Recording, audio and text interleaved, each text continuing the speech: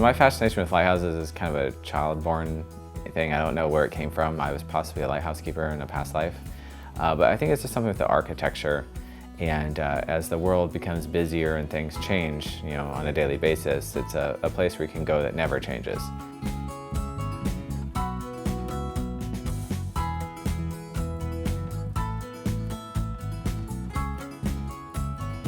Don't mind this room. This is going to be the future home of our third order Fresnel lens. We own our original lens. We're going to put it right here in the middle of the room. It'll go floor to ceiling.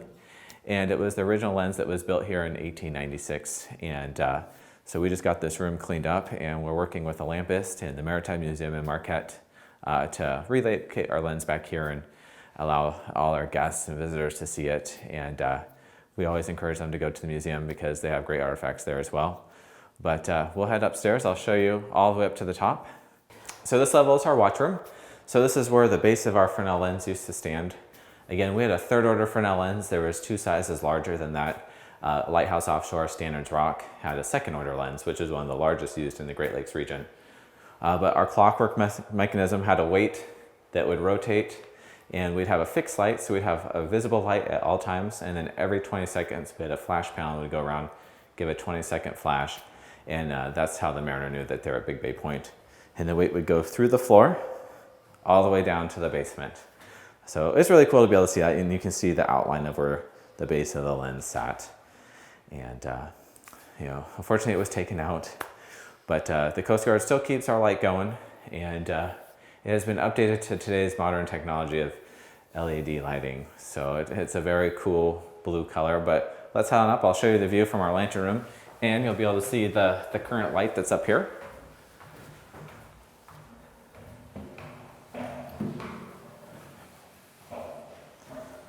All right, welcome to the top. This is where our original lens was at.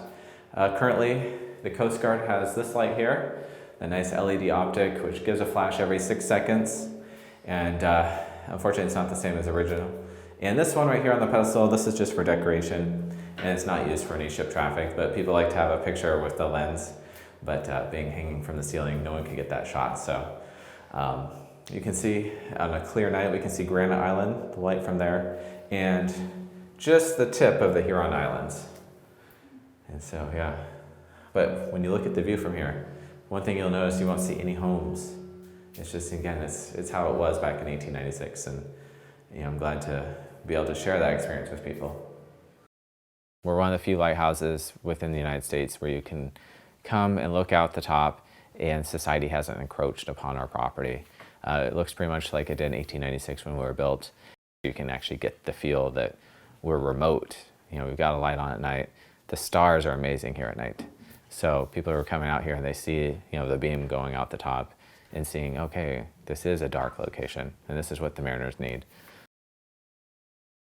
There's 3 of this structure planned, 14 Mile Point, which you'd have to walk like 6 miles down a beach and then you can get to it. And it burned. It's just the brick shell and the tower. And then 40 Mile downstate. But the schoolhouse ones like Eagle Harbor is only here, so you'll not see them anywhere else in the world. And they were a schoolhouse style where the tower and everything was integral so that the keeper, could get out and, do his chores while it was super freezing and have to go out and walk to a tower. But cool thing is people have never understood that, lighthouse keepers were always removed from lighthouses during the winter here in the Great Lakes. Either they went and, on vacation or they were assigned to other locations. And it's usually December 15th to around March 15th, and whenever the locks would close.